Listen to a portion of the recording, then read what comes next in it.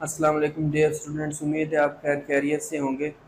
आज मौसम बड़ा खुशगवार है। सुबह सुबह बारिश हुई है तो मतलब जिस तरह पहले पिछले लेक्चर गर्मी में आए थे, बहुत ज़्यादा पसीने में भीगा हुआ था, तो गर्मी के अंदर लेक्चर दिए थे। लेकिन आज मौसम खुशगवार है तो पढ़ने में भी मज़ा आएगा, पढ़ाने में भी मज़ा आएगा।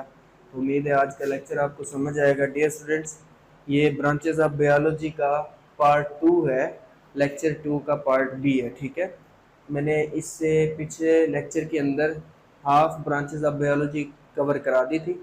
अब इसके अंदर पार्ट 2 के अंदर मैंने फिर मज़ीद जो बकिया हमारी ब्रांचेस ऑफ बायोलॉजी रिमेनिंग रह रही थी उनको भी मैंने क्या किया है, कवर किया है। ठीक है, तो डियर स्टूडेंट, सबसे पहले पहले ब्रांच हमारे पास क्या है, टेक्सोनोमी, जो आज की ब्रांच है। सबसे पहले, वैसे तो इससे ऊपर हमने पढ़ ली है, लेकिन आज के टॉपिक में सबसे पहली पहली ब्रांच टेक्सोनोमी की है।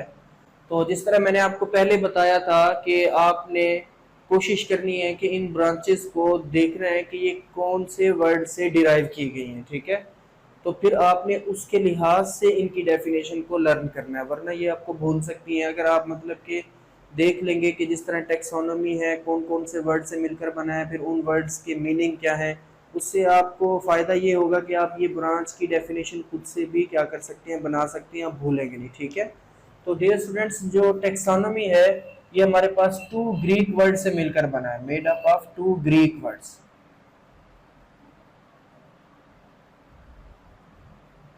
अब वो कौन कौन से ग्रीक वर्ड्स हैं? एक हमारे पास है सबसे पहला टैक्सिस, और दूसरा हमारे पास आ जाता है नोमिया। डियर स्टूडेंट्स, जो टैक्सिस है इसका मतलब है अरेंजमेंट्स, ग्रीक जुबान का लफ्ज है, इसका मतलब क्या है, अरेंजमेंट। और जो नोमिया है इसका मतलब है सेपरेशन, या हम डिस्ट्रीब्यूशन भी नाम ले सकते हैं। तो टेक्सोनोमी में क्या है कि कोई भी ऐसी चीज जिसको पहले क्या किया जाए, पहले अरेंज किया जाए, अरेंज करने के बाद फिर उनकी स्पेसिफिक प्रॉपर्टीज की बेस पे उनको सेपरेट किया जाए। कि इसकी डेफिनेशन को समझाने से पहले मैं आपको एग्जांपल देता हूं कि फॉर एग्जांपल मैं कहता हूं कि आप किसी नमक की फैक्ट्री में मौजूद हैं। अब उस नमक की फैक्ट्री में डिफरेंट थैलियां बनाई जा रही हैं, 5 किलो वाली भी हैं, 2 किलो वाली भी हैं, 3 किलो वाली भी हैं। ठीक है, तो अब जब वो थैलियां बन जाएंगी, पहले वो जो वर्कर्स हैं इसी तरह फेंकते जा रहे हैं, रूम के अंदर कोई भी स्पेस है जहां पर वो थैलियां बना के फेंक रहे हैं। तो डियर स्टूडेंट्स, बाद में वो क्या करेंगे, उसको प्रॉपर अरेंजमेंट में करेंगे। अरेंजमेंट से, प्रॉपर अरेंजमेंट से क्या मुराद है कि देखें, 2 किलो वाली जो नमक के पैकेट्स होंगे वो उनको अलग कर देंगे। अच्छा, 3 किलो वाले नमक के पैकेट्स को अलग रख देंगे, 5 किलो वाले नमक के पैकेट्स को अलग कर देंगे। इनकी प्रॉपर्टीज की बेस पे, इनके वेट के बेस पे, इनकी स्पेसिफिक करेक्टरिस्टिक्स की बेस पे उन्होंने उसको क्या किया, सेपरेट किया। अब डियर स्टूडेंट्स, उन्होंने सेपरेट क्यों किया? ताकि इजीली क्या कर सके, उनकी काउंटिंग हो सके, अपना डाटा इजीली क्या कर सके, कलेक्ट कर सके, उनको पता हो कि हमने कौन सी चीज, कितनी थैलियां हमारे पास, कितने पैकेट्स 2 किलो वाले हैं, कितने पैकेट्स हमारे पास 3 किलो वाले हैं, और कितने पैकेट्स हमारे पास 5 किलो वाले हैं। अगर वो इकट्ठे पड़े होते तो उनकी काउंटिंग या उनका डाटा क्या हो जाता, बहुत ज्यादा मुश्किल हो जाता। तो टेक्सोनोमी के अंदर क्या किया गया कि अब तक के, अगर हम इसको बायो की रूह से देखें, कि अब तक के जितने भी ऑर्गेनिजम्स क्या हो चुके हैं, डिस्कवर हो चुके हैं, साइंटिस्ट ने क्या किया, उन ऑर्गेनिज्म को स्पेसिफिक प्रॉपर्टीज की बेस पे ग्रुप्स एंड सब ग्रुप्स में क्या किया, डिवाइड किया। ग्रुप्स एंड सब ग्रुप्स में डिवाइड करने के बाद फिर उनको नाम दिया गया। ठीक है, तो ये सारा का सारा काम बायो के किस ब्रांच के अंदर होता है, टेक्सोनोमी में। और ये कौन करते हैं? जो टेक्सोनोमिस्ट होते हैं, मतलब जो टेक्सोनोमी के माहिर होते हैं, वो क्या करते हैं, ऑर्गेनिज्म को उनकी स्पेसिफिक प्रॉपर्टीज की बेस पे ग्रुप्स और सब ग्रुप्स में क्या करते हैं, डिवाइड करते हैं, मतलब उनकी क्लासिफिकेशन करते हैं, और उनको फिर नेम भी देते हैं। ये सारा का सारा काम किसके अंदर होता है, बायो की ब्रांच टेक्सोनोमी के अंदर होता है। ठीक है, तो डियर स्टूडेंट्स, नेक्स्ट हमारे पास ब्रांच आ जाती है पेलेंटोलॉजी। पेलेंटोलॉजी भी 2 वर्ड से मिलकर बनी है। एक हमारे पास क्या है, paleo, paleo stands for ancient या फिर ओल्ड। और जो ओंटोलॉजी है, ontology stands for existence of life. कि पैलेंटोलॉजी में हम क्या करते हैं, the branch of biology that deals with the study of fossils, कि बायो की वो ब्रांच जो फोसल्स की स्टडी से रिलेटेड है उसको हम क्या बोलते हैं, पैलेंटोलॉजी बोलते हैं। मतलब पैलेंटोलॉजी का अगर हम इन दोनों वर्ड से इसकी डेफिनेशन को डिराइव करें कि वो लाइफ जो एंशियंट टाइम के अंदर कदीम वक्त में एग्जिस्ट करती थी लेकिन अब मौजूद नहीं है, उसकी तमाम स्टडी किसके अंदर की जाती है, पैलेंटोलॉजी के अंदर। और दरअसल फोसल्स की डेफिनेशन भी यही है डियर स्टूडेंट्स। फोसल्स की डेफिनेशन क्या है कि dead remains of extinct organism, dead remains of extinct organism. बात को समझें कि मैंने यहां पर क्या बात की, मैंने कहा कि palaeontology made up of two words, paleo मतलब कि ancient, old, ontology mean existence of life, कि उस लाइफ के बारे में स्टडी करना जो पहले कदीम वक्त में मौजूद थी लेकिन अब मौजूद नहीं है। तो ये स्टडी ऑफ फोसल्स, मैंने इस तमाम वर्ड को एक छोटे से वर्ड के अंदर पैक कर दिया जिसको मैं क्या नाम दे रहा हूँ, फोसल फ्यूल्स। फोसल फ्यूल दरअसल उन ऑर्गेनिजम्स के बाकियात हैं, डेड रिमेन्स हैं जो पहले मौजूद थे। मिसाल के तौर पर डायनासोर्स अब नपैद हो चुके हैं, एक्सटिंक्ट हो चुके हैं, अब मौजूद नहीं है, तो उनकी जो हड्डियां जो बाकियात मिलेंगे उनको हम क्या बोलेंगे, फोसल फ्यूल्स बोलते हैं। तो प्यारे बच्चों, जो हमारे पास एक्सटिंक्ट ऑर्गेनिज्म के जितने भी डेड रिमेन्स हैं इनकी सारी की सारी स्टडी किसके अंदर की जाती है, पैलेंटोलॉजी के अंदर। और ये कौन करते हैं, पैलेंटोलॉजिस्ट करते हैं। तो इसकी डेफिनेशन क्या बनेगी, the branch of biology that deals with the study of fossils. Next हमारे पास बायो की ब्रांच आ जाती है environmental biology, very simple and very easy. कि देखें इसके अंदर हम क्या कर रहे हैं, हमारे पास तीन वर्ड्स हैं। एक तो हमारे पास इन्वायरमेंट जिसका मतलब क्या है, माहौल। फिर हमारे पास आ जाता है बायो, बायो का मतलब क्या है, जानदार। और लॉजी का मतलब क्या है, मुताला। कि माहौल और जानदार के दरमियान जो ताल्लुकात हैं, जो इंटरेक्शंस हैं, जानदार का माहौल के साथ और माहौल का जानदार के साथ जो भी इंटरेक्शन है उसकी स्टडी को क्या कहा जाता है, किसके अंदर की जाती है, एनवायरमेंटल बायोलॉजी के अंदर।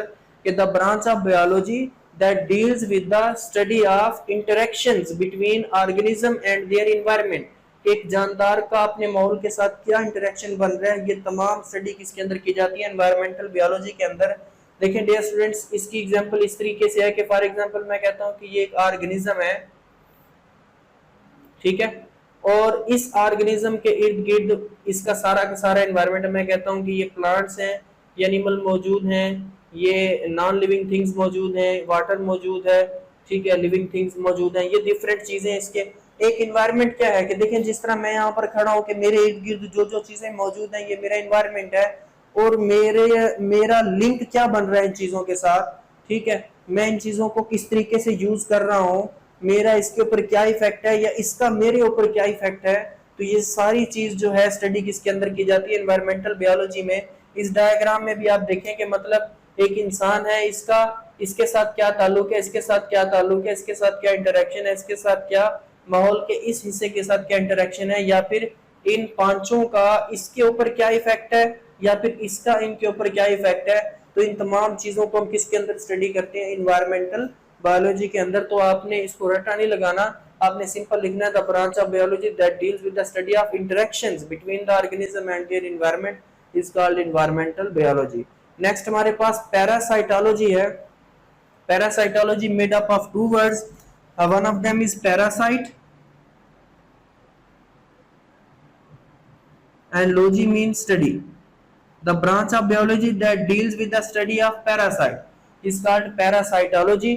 अब पैरासाइट क्या होते हैं, सबसे पहले आपको ये पता हो तो डियर स्टूडेंट्स, पैरासाइट वो ऑर्गेनिजम्स हैं जो क्या करते हैं, हमें इंसान से शेल्टर भी लेते हैं, पनाह भी लेते हैं, फूड भी हासिल करते हैं, बदले में क्या पहुंचाते हैं, नुकसान पहुंचाते हैं। इसकी डिटेल आगे आने वाले चैप्टर्स में आप पढ़ेंगे, लेकिन यहाँ पर आप सिंपल पैरासाइट का कंसेप्ट माइंड में रखें कि वो ऑर्गेनिज्म जो क्या करें, ऑर्गेनिज्म से पनाह भी लें, शेल्टर भी लें, फूड भी हासिल करें, लेकिन बदले में उसको क्या पहुंचाते, नुकसान पहुंचाते। और पैरासाइट की हमारे पास क्या है, दो टाइप्स हैं, एक को हम क्या बोलते हैं, एंडोपैरासाइट, और दूसरे को हम क्या बोलते हैं, एक्टोपैरासाइट। एंडोपैरासाइट वो हैं जो बॉडी के अंदर मौजूद होते हैं, और एक्टोपैरासाइट वो हैं जो बॉडी के बाहर रह के पनाह भी लेते हैं और खुराक भी लेते हैं, बदले में नुकसान पहुंचाते हैं। इसकी एग्जांपल हमारे पास मच्छर हो सकता है बेटा, मॉस्किटो। और एंडोपैरासाइट में हमारे पास बैक्टीरिया हो सकते हैं, वायरसेस हो सकती हैं, ये हमारी बॉडी के अंदर रहते हैं, खुराक भी ले रहे होते हैं, पनाह भी ले रहे होते हैं, और बदले में क्या पहुंचा रहे होते हैं, नुकसान पहुंचा रहे होते हैं। तो इस तमाम स्टडी को, पैरासाइट्स की इस तमाम स्टडी को किस में किया जाता है, पैरासाइटोलॉजी बायो की ब्रांच के अंदर स्टडी किया जाता है। नेक्स्ट हमारे पास ब्रांच आ जाती है एंटोमोलॉजी। एंटोमोलॉजी तो डियर स्टूडेंट्स इसको आपने जहन में रखना है कि देखें, एंट मतलब आंट, आंट का मतलब क्या होता है, चींटी। और हमें पता है आंट क्या है, एक इंसेक्ट है, एक क्या है, इंसेक्ट है। अगर आपको भूल जाए एंटोमोलॉजी की डेफिनेशन तो आपने क्या करना है, इसका यही चींटी से इंसेक्ट से जहन में रखना है कि the branch of biology that deals with the study of insects is called entomology. अब इंसेक्ट्स का लाइफस्टाइल, मेटाबॉलिक एक्टिविटीज, ठीक है, इनका respiratory system, digestive system, urinary system, किस तरीके से फूड हासिल करते हैं, क्या क्या काम करते हैं, तो ये सारी की सारी स्टडी किसके अंदर की जाएगी, एंटोमोलॉजी के अंदर। नेक्स्ट हमारे पास बायो की ब्रांच आ जाती है फार्माकोलॉजी। इससे तो आप लोग सब फैमिलियर होंगे। फार्माकोलॉजी में फार्मा मतलब drugs, drug stands for medicine. यहाँ पर ड्रग्स किसके लिए यूज हो रही है, मेडिसिन के लिए।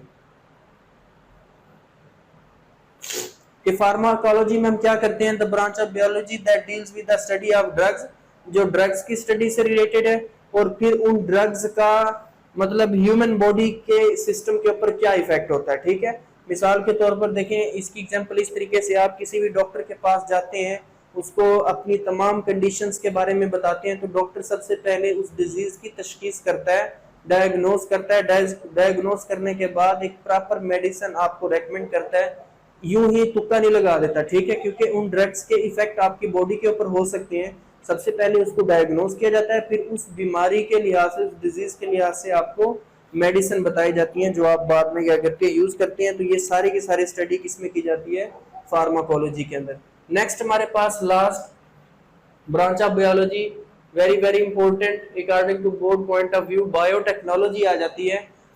बायोटेक्नोलॉजी में हम क्या करते हैं, एक लिविंग ऑर्गेनिज्म को प्रैक्टिकली यूज करेंगे, उससे डिफरेंट प्रोडक्ट्स बनाएंगे, और फिर उन सब्सटेंसेस को अगले मतलब के इंसानियत या लिविंग ऑर्गेनिज्म के फायदे के लिए इस्तेमाल करेंगे।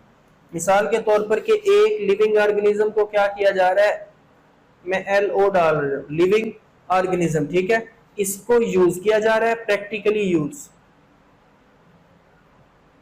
प्रैक्टिकली इसको बेटा यूज किया जा रहा है। यूज करके फिर क्या बनाई जा रही हैं, प्रोडक्ट्स बनाई जा रही है,